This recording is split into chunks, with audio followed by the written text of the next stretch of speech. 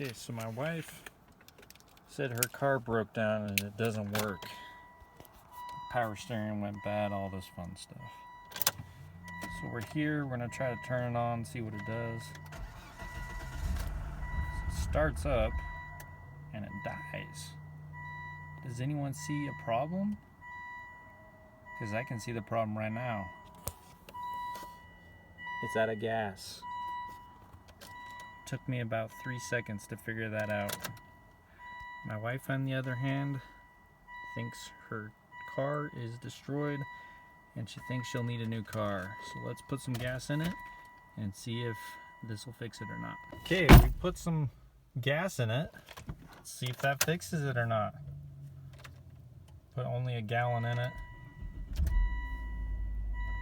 And that fixes it.